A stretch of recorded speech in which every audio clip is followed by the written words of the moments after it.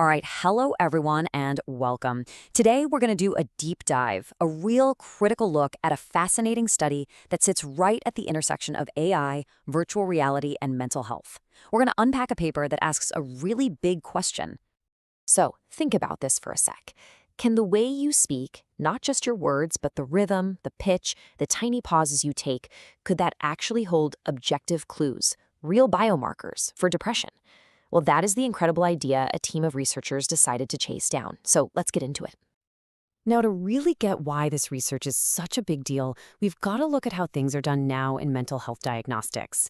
For years and years, it's been about conversations, about questionnaires, but something new is on the horizon, a totally different technological approach. What's so interesting here is the fundamental problem this slide points out. On one side, you've got the classic methods, and they're hugely important, don't get me wrong, but they are subjective, right? They depend on someone being able to accurately tell you how they're feeling, and that can be tricky. But on the other side, well, that's the promise of these objective, data-driven biomarkers that an AI could maybe, just maybe, pick up from things like your speech, not just the words you use, but the prosody, which is really just the music of your voice.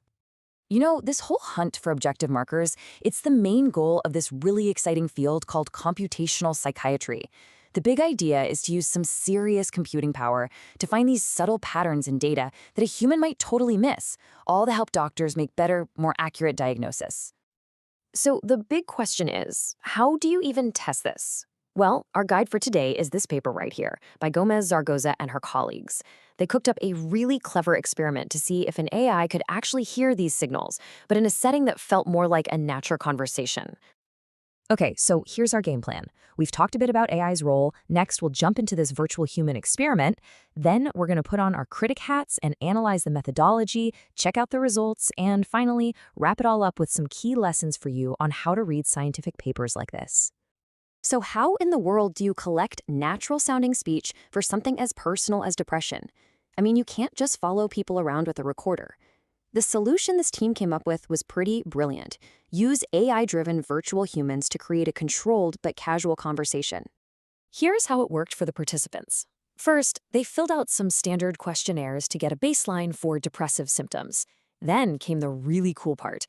They had 6 different, totally open-ended chats with virtual humans. And get this, each virtual person was programmed to have its own emotion, like happy or sad or just neutral, to see how people would respond. And of course, every bit of data, the audio from their voice and the text transcript was recorded for the AI to chew on later. And this diagram just lays out the whole tech pipeline perfectly. So on the left, you've got the person talking. Their voice gets captured and split into 2 streams. One stream looks at the raw audio, the acoustics, the prosody. The other stream turns the speech into text and analyzes the words themselves. Both of those streams then get fed into AI models that are trained to make one decision. Does this person's data look more like the control group or the group with depressive symptoms? Okay, now we get to the most important part of analyzing any scientific paper. A cool idea is great. A clever experiment is fantastic, but the real story is always hiding in the methodology. As students, as future scientists, this is where you have to put your focus. Look, every study has its pros and cons. The big pro here is just how innovative it is. Using virtual humans to get people talking naturally is an awesome idea. It's way more real-world than a stuffy clinical interview. But we have to balance that against some pretty big cons. A sample size of 101 people, that's really small for machine learning. And this is the big one. The depressed label didn't come from a doctor. It came from a score on a self-report questionnaire. That's a huge limitation we absolutely have to remember. This chart shows you exactly how they split people up. The PHQ-9 is a common screening tool, and the researchers used a standard cutoff of 9. So anyone who scored higher than that got put in the depressive symptoms group, which you see in blue. But look at the spread. It's not a clean break, and a questionnaire score is just not the same as a full clinical diagnosis. And here are the numbers on who was in the study. You can see the final split was 59 people in the control group, 42 in the other. The gender balance is pretty good, which is great to see, but that overall sample size, well, it's still a major thing to think about when we ask if these results would apply to everyone. All right, so with all those methodological asterisks in our minds, let's get to the results. What did the AI models actually find? Was it the sound of the voice or the words themselves that held the key? The best model they built, the one that used both speech and text data, got an F1 score of 0.648. Now, what on earth does that mean? Well, an F1 score just measures how accurate a model is. A perfect score is 1. A score of zero point 0.5 is basically a coin flip. So 0.648 is, it's better than random guessing for sure, but it's a long way from being ready for a hospital. This table really tells the story. Just look at this. The model that only used text, it was barely better than a coin flip, at about 0.5. The speech-only model did a little better, up to 0.566. But the best result by far came when they combined both signals. That tells us that while the acoustics of the voice seem to have the strongest signal, the words you use still add some important context. And that leads us straight to one of the paper's biggest conclusions, right here. In these casual chats, it wasn't so much what people were saying that signaled depression, it was how they were saying it.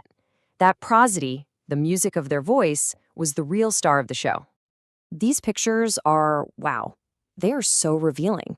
This is a visualization that tries to group similar things together. So on the left, you can see the AI is pretty darn good at grouping people by gender based on their voice. The red and green dots are mostly separate.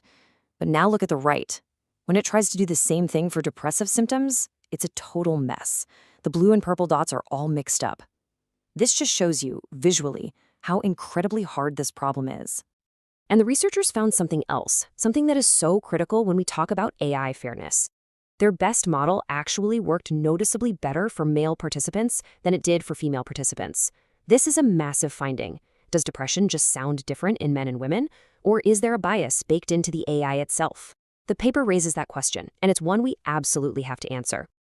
So after all that, what's the bottom line? Well, for all of you learning to read and understand academic research, this paper is just a perfect case study.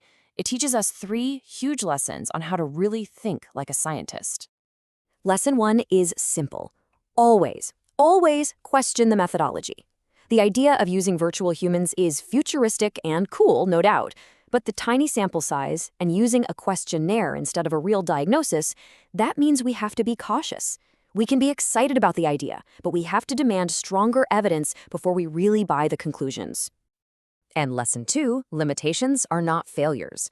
In fact, a good scientist will always tell you exactly what the limitations of their work are. The authors here were totally upfront about the small sample and the questionnaire issue.